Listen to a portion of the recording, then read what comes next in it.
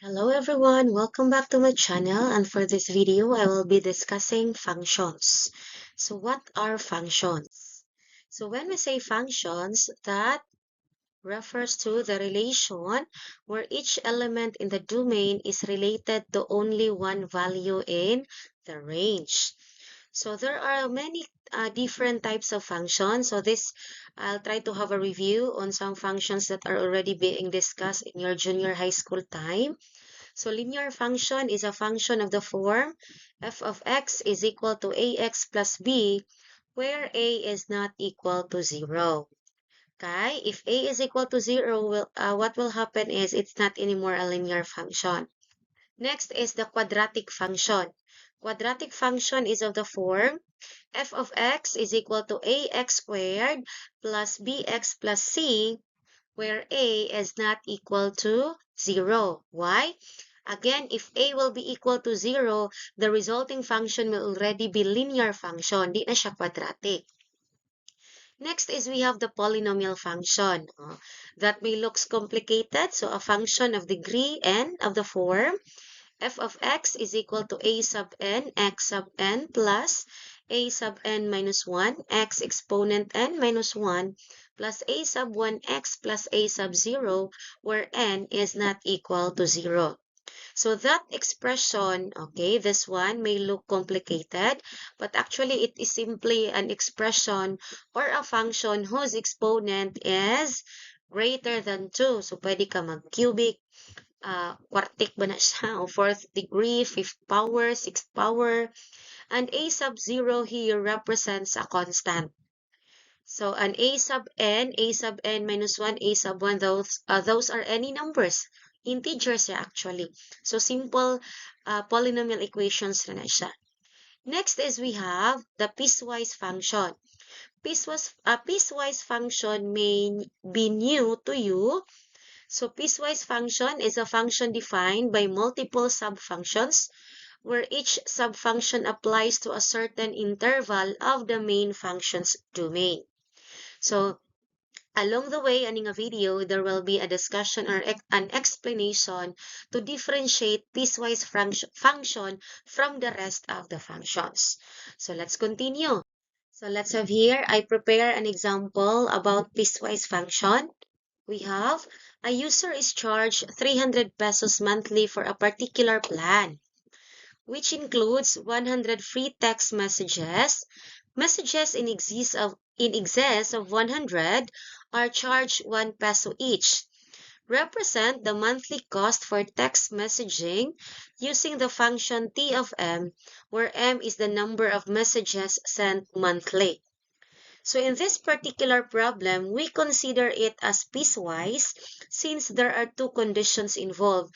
So again, how will we know nga piecewise na siya if there are two or more conditions involved in a particular problem? So let's have here the equation. Now, how did we come up with this equation? So this is one way of showing a piecewise. So T of m is equal to 300. That's our first function. And our second function is 300 plus the quantity of m minus 100. So for 300, it follows the condition that m is greater than 0 but less than 100. Because in the condition here from the problem, naaman siya 100 ka free text messages, meaning for as long as dili mo lapas og 100 ang imong imong text messages nga na-send, then your 300 monthly is intact, no additional charges.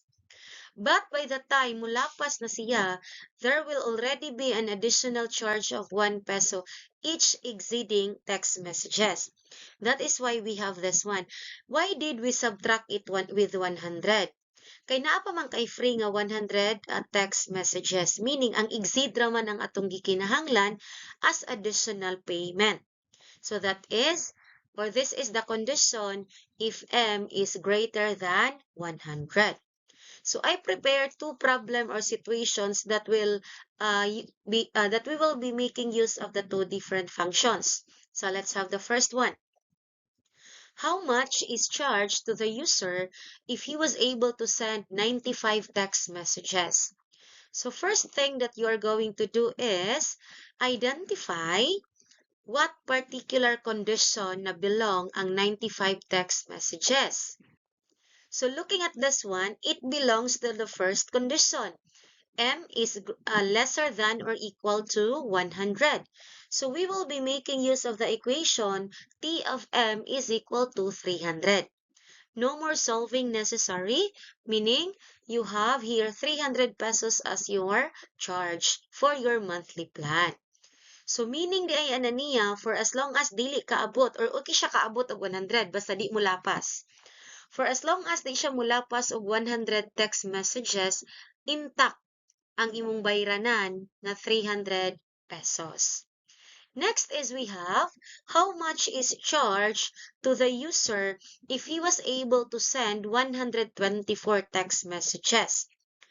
So since the condition is nilapas man siya og 100 messages, meaning we are going to make use of the second condition, and that is M is greater than 100.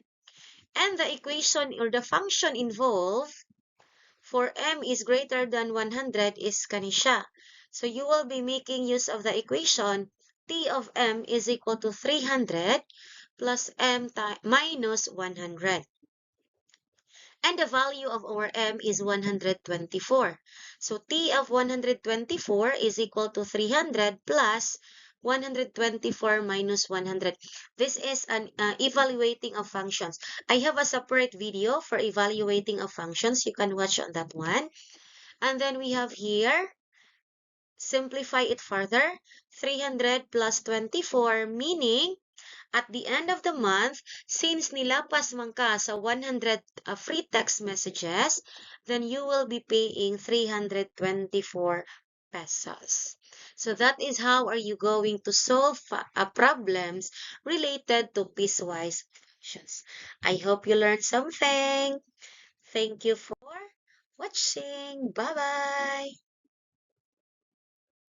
Please do not forget to subscribe on my channel.